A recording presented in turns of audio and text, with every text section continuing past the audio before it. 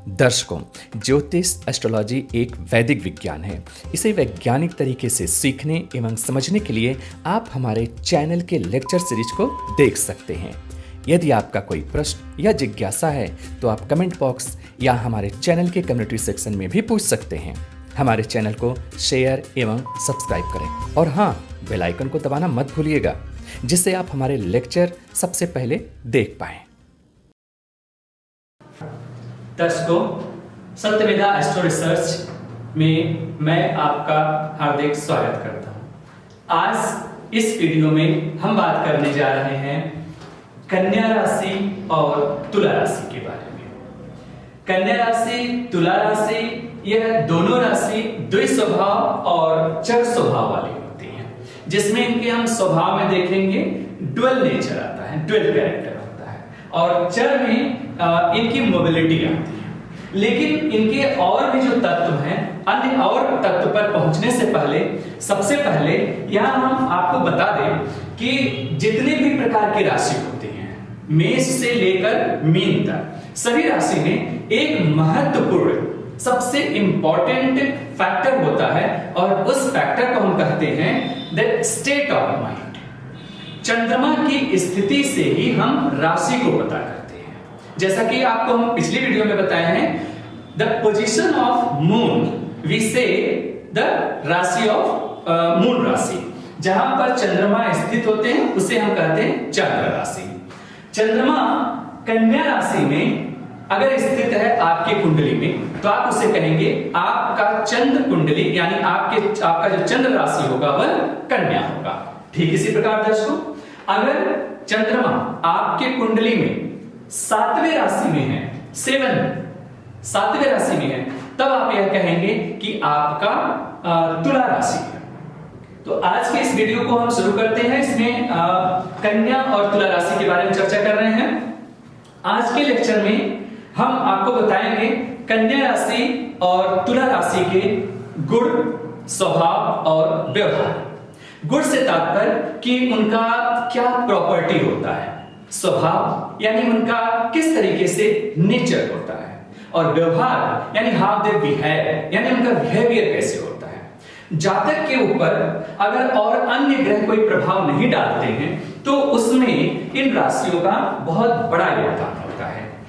किसी भी प्रकार की जिस भी आप लेते हैं, चाहे वो चर हो, उनकी अग्नि तत्व हो, अथवा आप ये कह सकते हैं दिशा लाभ हो, यह सब उस राशियों के जब भी आप विश्लेषण करेंगे तो यह छोटे छोटे जो मोती हैं, जो बहुत ही छोटे भाग में आप इनको अगर उनमें पिरोएंगे या फिर समझाएंगे तो एक बहुत ही अच्छे मुकाम पर या स्थान पर पहुंच सकते हैं। हम बात करने जा रहे हैं कन्या राशि की। कन्या राशि का जो चिन्ह होता है, चिन्ह से तात्पर्य जो आप पहचान सकते हैं, उसे हम इस प्रकार से कहते हैं। चल अचल की अगर हम बात करें तो कन्या राशि द्विस्वभाव की होती है। द्विस्वभाव से कहने का तात्पर्य हुआ कि इनके अंदर ड्युअलिटी होती है। ड्युअलिटी यानी ये मूवेबल कैरेक्टर भी देते हैं, नॉन मूवेबल कैरेक्टर दोनों शो करते हैं। अब किस जगह शो करेंगे मूवेबल और नॉन मूवेबल, ना इसको हम अपने प्रिडिक्टिव और एडवांस एस्ट्रोलॉजी में आपको बताएंगे। फिलहाल आपको यहां पर इतना ही समझना है कि कन्या राशि द्विस्वभाव होती है, बस। पुनः आएंगे, अगर हम तत्व की बात करेंगे तो कन्या राशि पृथ्वी तत्व को रिप्रेजेंट करते हैं, यानी अर्धी एलिमेंट इनमें ज्यादा होता है। अर्धी एलिमेंट के जितने भी कैरेक्टरिस्टिक होते हैं वह कन्या राशि में आपको मिल जाएंगे। पुनः बात करें अगर इनके हम स्वामी की, कन्या राशि के स्वामी कौन है, तो कन्या राशि का जो मालिक है वह बुध ग्रह है, जिसको हम मरकरी भी कहते हैं। बुध ग्रह बुद्धि का कारक, बुध ग्रह कॉमर्स, ट्रेड, बिजनेस और वाणी का कारक भी होता है। तो कन्या राशि का मालिक बुध है। और यहां पर अगर हम बात करें उसकी प्रकृति की, किसकी, कन्या राशि की, बुध की नहीं। यहां पर ध्यान देने की बात है कि प्रकृति कैसे होती है कन्या राशि की, तो सौम्यता लिए होती है, सौम्य होती है। ऐसे लोग सौम्य प्रकृति के होते हैं। पुनः अगर हम आ जाते हैं वर्ण या रंग पर, तो इनका रंग कुछ मिश्रित प्रकार का होता है, कुछ मिक्स्ड कलर होते हैं। जैसे आप कह सकते हैं काले को थोड़े से ग्रीन से मिला देंगे तो कुछ इनकी मिश्रित कलर होता है। जाति कर्म में यह वैश्य होते हैं। वैश्य से तात्पर्य ट्रेडर्स होते हैं, यानी इनको बिजनेस करना, व्यापार करना, या फिर कह सकते हैं छोटे मोटे उद्योग धंधे करना, ये इनके लिए ज्यादा सुटेबल या कन्वीनियंट होता है और ये बहुत कंफर्टेबल होते हैं। लेकिन आप ऐसा नहीं समझ सकते हैं कि इस प्रकार के जातक नौकरी नहीं करते हैं, सरकारी नौकरी नहीं करते, प्राइवेट नौकरी नहीं करते हैं, ऐसा बिल्कुल गलत होगा। इसलिए क्योंकि उस जो कह सकते हैं कि उस बात को समझने के लिए या फिर उसे हम कहने के लिए हमें पूरे ग्रहों को अच्छे से एनालिसिस करना पड़ेगा, तब जाके हम कह सकते हैं कि इस जातक का प्रोफेशन कैसा होगा, इस जातक को किस एरिया में कैरियर बना सकता है, जिसको हम कैरियर गाइडेंस में भी एस्ट्रोलॉजी का यूज करते हैं। पुनः हम आते हैं अपने उच्च नीच में। तो कन्या राशि में बुध उच्च का होता है, यानी बुध की, मरकरी की जो गुण, उसके जो स्वभाव और व्यवहार है उसमें अधिकता देखने को मिलती है, यानी वह अच्छा होता है। क्यों? चूंकि वहां पर जाकर के वो एक्सल्टेड हो गया, एक्सल्टेड से तात्पर्य उच्च का हो गया। इसी राशि में दर्शकों शुक्र जो है वह नीच के हो जाते हैं। अब शुक्र देव की जो गुण स्वभाव होता है वहां पर उनके अंदर कमी देखने को मिलती है, यानी कुंडली में उसमें आपको कमी दिख जाएगी। उनके जो स्वभाव है वो थोड़ा सा एडवर्स हो जाएंगे, यानी ऑपोजिट होने लगेंगे, बस इतना ही। पुनः आते हैं दिशा लाभ में। दक्षिण दिशा इनके लिए ज्यादा फेवरेबल होता है, साउथ डायरेक्शन। और समय बल में हम देखते हैं दिन, ऐसे जातकों के लिए जो दिन होता है वो ज्यादा अच्छा होता है, यानी दिन में ये ज्यादा एक्टिव रहते हैं, ज्यादा से ज्यादा सक्रिय रहते हैं। पृष्ठोदय की अगर बात करें तो ये शीर्षोदय होते हैं, यानी शीर्षोदय ऊपर की तरफ इनका कुछ जो कह सकते हैं इंक्लाइनेशन ये जो होता है टुवर्ड स्काई होता है, उस तरह से आप समझ सकते हैं। गुण चरित्र में जो कन्या राशि के जातक होते हैं चतुर होते हैं। चतुर को आप कभी भी अन्यथा न ले कि चतुर होना गलत है, बल्कि चतुर से तात्पर्य यह है कि व्यक्ति ज्यादा क्लेवर माइंड का होता है, यानी उसे आप समझदारी से भी जोड़ सकते हैं, अच्छा बुरा बहुत जल्दी समझ जाता है। खासकर अगर अपनी भलाई की बात हो या अपनी अच्छाई की बात हो तो जातक जल्दी समझ जाता है कि नहीं ये हमारे अच्छे की है और now I am ready to pick it, यानी हम यहां से इसको ले लेते हैं। तो कन्या राशि के जो जातक हैं चरित्र से चतुर होते हैं, चालाक होते हैं, इसको हम समझदार भी कहते हैं। चतुर हमारे वैदिक एस्ट्रोलॉजी में मेंशन है, लिखा हुआ है। हमारे जो मनीषा, ऋषि, मुनि, उन लोगों ने इस प्रकार की चीजों को रखा, क्योंकि उस समय की जीव की जो दिशा, देश काल पात्र स्थिति बिल्कुल अलग थी और आज के समय में देश काल पात्र स्थिति बिल्कुल भिन्न है, अलग है। तो आज के मॉडर्न प्रेडिक्टिव एस्ट्रोलॉजी की अगर हम बात करेंगे तो उसमें चतुर को हम बहुत सारी चीजों को देख सकते हैं, क्लेवरनेस भी देख सकते हैं। बात करें हम आयुर्वेद की, जिसको हम स्वास्थ्य भी लेते हैं मेडिकल एस्ट्रोलॉजी में, तो यह त्रिदोष से पीड़ित होते हैं। त्रिदोष से तात्पर्य होता है वात, कफ, पित्त। 3 प्रकार के जो रोग होते हैं आयुर्वेद की भाषा में, यह 3 प्रकार के रोगों के द्वारा इनको जो समस्या होती है वो इनके शरीर में अपने आप दिख जाती है। योनि कन्या, 2 कन्या होती हैं और एक साथ वो जुड़े हुए होते हैं। आप अगर अच्छे तरीके से इसकी भाषा में समझेंगे तो उससे भी बहुत सारे लक्षण आप जातक के बारे में पता कर सकते हैं।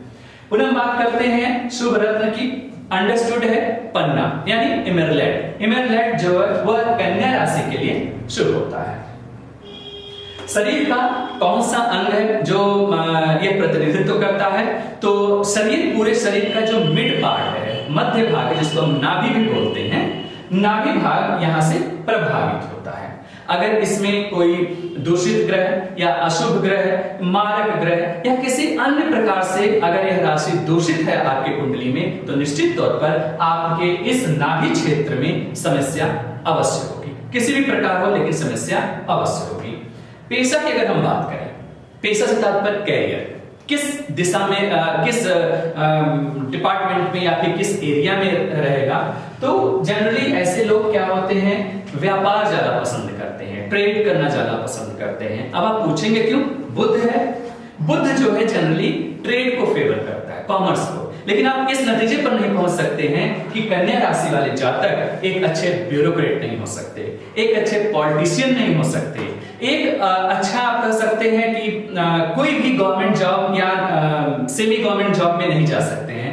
आप इस नतीजे पर तब तक नहीं पहुंच सकते हैं जब तक कि आप पूरे कुंडली का अच्छे से विश्लेषण न करें। तो यहाँ पर ध्यान देने वाली बात है, यह एक साधारण है कि ये व्यापार पसंद होते हैं, इन्हें स्वतंत्रता पसंद है, इसलिए यह व्यापार करना चाहते हैं और व्यापार में स्वतंत्रता होती है। शिक्षक जो कि बुध है, वाणी का कारक, बुध है ज्ञान का कारक, तो ऐसी स्थिति में यह जो होते हैं शिक्षक के या एजुकेशन के फील्ड में भी ये इनका काफी अच्छा स्थान होता है, आप ग्रो कर सकते हैं। पुनः आते हैं अगर हम रोग में, तो जो ऊंचाई है, बहुत ही हाइट होता है, उस हाइट से इनको या फिर कह सकते हैं ऊंचाई पर चढ़ने से या फिर हाइट से इनको समस्या आती है। कभी कभी ऐसा भी देखा गया है हमारे संस्थान में अनुसंधान में भी ये चीज ऐसा देखा गया है कि इसमें कुछ ऐसे जातक हैं जिनकी कन्या राशि पीड़ित है, परेशान है ग्रहों से, तो उस जातक को ऊंचाई से डर लगता है। ज्यादा ऊंचाई पर चले जाते हैं, 1 फ्लोर 2 फ्लोर और नीचे देखते हैं तो निश्चित तौर पर उनको एक भय लगता है, और उस भय से आप जानते हैं, भय और फोबिया एक प्रकार का मानसिक बीमारी है। उस फोबिया यानी उस भय से जो भी उसका लक्षण होता है, सिम्टम होता है, वो अपने आप दिखने लगता है।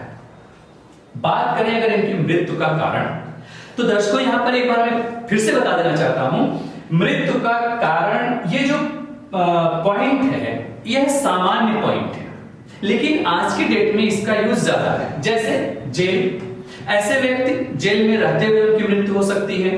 जेल से जो और कुछ बहुत सारी चीजें हैं, उसके शोक से या फिर उसके कह सकते हैं शोक में आकर के भी ऐसे लोग प्राण त्याग देते हैं, मर जाते हैं।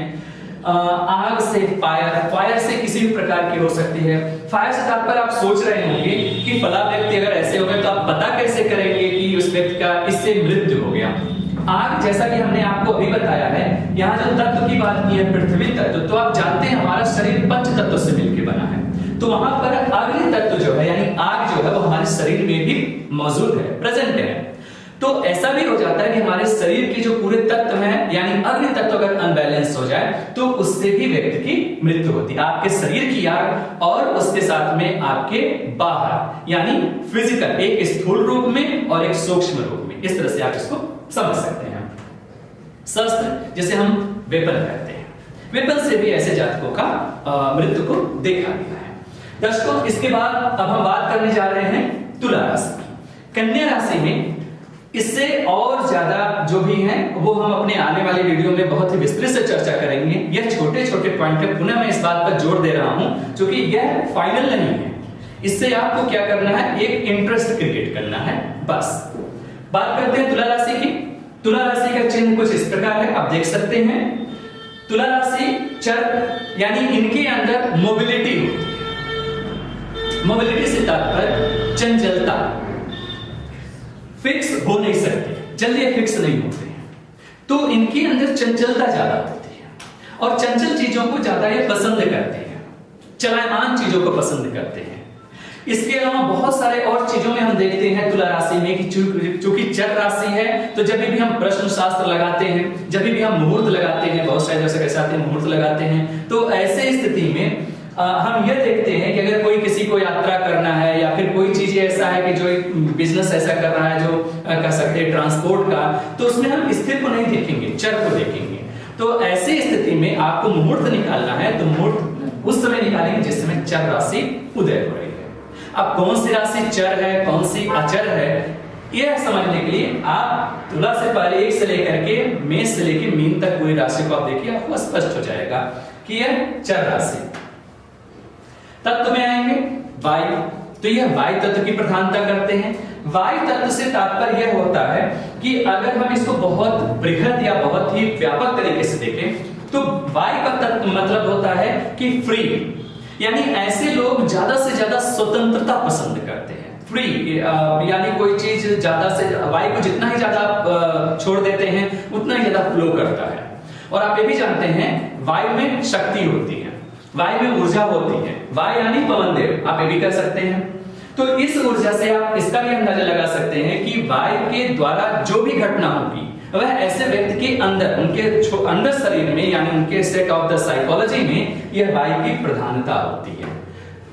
स्वतंत्र दिमाग के होते हैं, बहुत बृहद स्तर पर कभी कभी सोच लेते हैं और कभी कभी बहुत निम्न स्तर पर भी चले जाते हैं सोचते सोचते। यह वायु की प्रधानता है, क्योंकि वायु कभी ऊपर और कभी नीचे की ओर भी चली जाती है। यह निर्भर करता है किस दिशा में बह रही है। स्वामी आते हैं तो शुक्र, यानी तुला राशि के जो स्वामी हैं वह शुक्र हैं।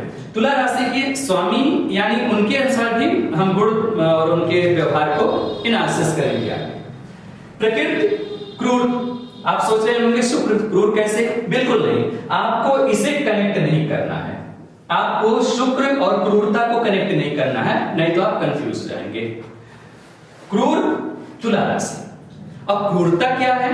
मैंने पिछले वीडियो में आपको बताया, पिछले लेक्चर में आपको बता दिया। क्रूरता से तात्पर्य है डिसिप्लिन, प्रैक्टिकल और हार्डनेस। हमारे वैदिक ज्योतिष शास्त्र में इसे क्रूर कहा गया है, क्योंकि तब लोग ज्यादा से ज्यादा वैदिक जीवन जीते थे, उसमें अनुशासन हुआ करता था। और आज उसी अनुशासन को, उसी डिसिप्लिन को हम क्रूर कह देते हैं, क्रूएल नेचर कह देते हैं।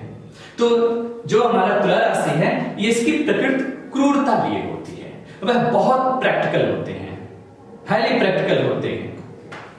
प्लस वर्ड रंग की अगर बात करें तो यह जो तुला राशि है यह सफेद है, यानी इनके अंदर थोड़ा सा लाइट ब्लू होता है, या फिर इनके सफेद इनका जो होता है वर्ण होता है, पसंद करते हैं। जाति कर्म में अगर हम बात करते हैं तो यह शूद्र की प्रकृति में आते हैं। शूद्र से तात्पर्य सर्विसमैन, यानी यह हमेशा चलायमान और कर्म में तल्लीन रहते हैं। शूद्र से तात्पर्य यह है आज के सिनेरियो में। ऊंच नीच की भाषा में अगर हम बात करें तो तुला में शनिदेव जो कर्म फल दाता है, शनिदेव उच्च के हो जाते हैं। शनिदेव अपने गुण स्वभाव और व्यवहार में बढ़ोतरी कर लेते हैं। कहां? तुला राशि में। तुला राशि में जब भी शनिदेव गोचर करते हैं, या तुला राशि अगर आपके कुंडली में तुला राशि में शनिदेव है, तो आप तुरंत समझ जाइए कि आपके शनि उच्च के हैं। अब शनि उच्च के हैं तो क्या पूरे 30 डिग्री होंगे? जी नहीं, पूरे 30 डिग्री ये उच्च के नहीं होते। एक स्पेसिफिक उनका डिग्री है जो मैंने ऊंच नीच के क्लास प्लैनेट के यानी ग्रहों के बारे में हमने बताया रखा अपने पिछले वीडियो में। तो शनिदेव इसमें उच्च के होते हैं। शनिदेव के साथ में शनि के पिता है हमारे वैदिक एस्ट्रोलॉजी के अकॉर्डिंग, वैदिक एस्ट्रोलॉजी के अनुसार शनिदेव के पिता हैं सूर्य। तो सूर्य देव इसी तुला राशि में नीच के हो जाते हैं। सूर्य यानी ego, authoritative nature, administration, politics, royalty, और सबसे एक इंपॉर्टेंट चीज होता है देने की प्रतिभा। सूर्य देव में जिस भी व्यक्ति के जिस भी जातक के कुंडली में सूर्य की प्रधानता होगी, निश्चित तौर पर वह व्यक्ति अंदर से बहुत ही ज्यादा देने की प्रवृत्ति वाला होगा। कि क्या है हमारे पास, हम दे दें, दान की प्रवृत्ति आ जाती है।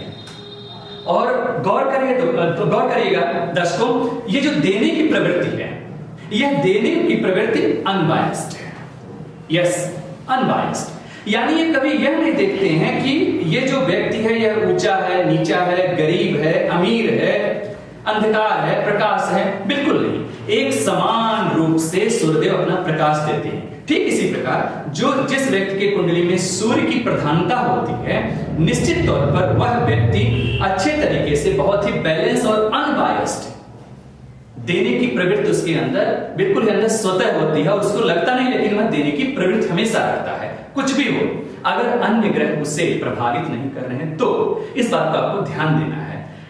पुनः अगर हम बात करते हैं दिशा की, तो दिशा लाभ में इसमें पश्चिम होता है, यानी पश्चिम के स्वामी हैं जो तुला राशि है, उनके लिए पश्चिम दिशा जो होता है काफी फलदायी, या फिर कह सकते हैं फेवरेट हो सकता है, या फिर आप ये कह सकते हैं कि ज्यादा उनके लिए प्रॉस्परस हो सकता है।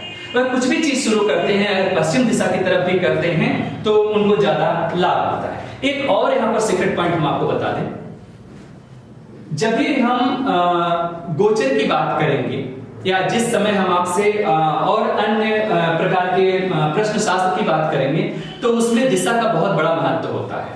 जैसे यह वस्तु किस दिशा में खो गई, किस दिशा में मिलेगी, क्या है वगैरह, उसमें भी हम इन मोतियों से मदद लेंगे और हमें पता करने की कोशिश करेंगे कि जो है वह वस्तु किस दिशा में मिलेगी या किस दिशा में खो गई है। साथ ही साथ अगर आप कभी घर से भी निकलते हैं तो आपको पता होता है कि दिशाशूल नाम की एक चीज जानी, जिसको हम कहते हैं कि जैमर ऑफ डायरेक्शन।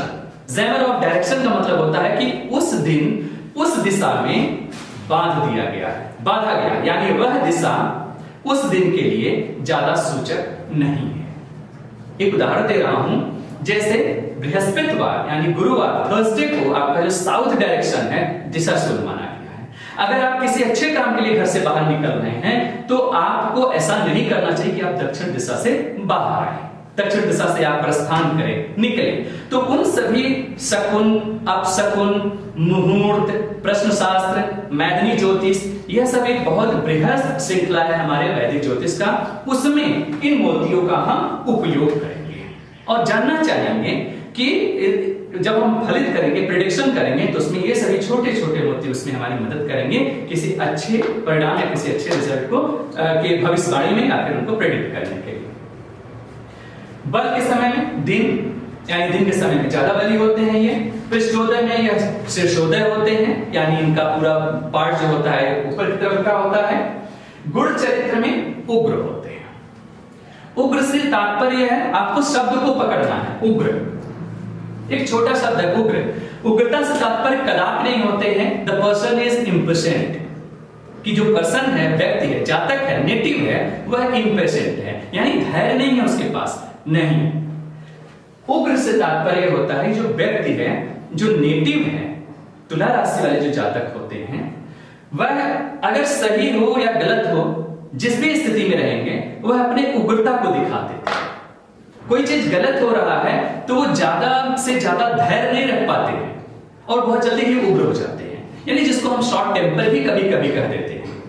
लेकिन दर्शकों एक बार मैं फिर से बता दूं, इस उग्रता पर यानी इस शब्द पर आपकी कुंडली में या फिर अगर आपकी भी राशि अगर तुला है तो आपको निश्चित तौर पर इस प्रकार के चीजों को अपने ऊपर अप्लाई नहीं करना तब तक जब तक आप अपनी कुंडली का पूरा विश्लेषण नहीं करते हैं या किसी अच्छे आचार्य से नहीं करवाते हैं, तब तक आप इस चरित्र पर नहीं पहुंच सकते कि नहीं उग्र ही होते हैं, कदापि नहीं। आगे हम बात करते हैं आयुर्वेद यानी मेडिकल एस्ट्रोलॉजी की।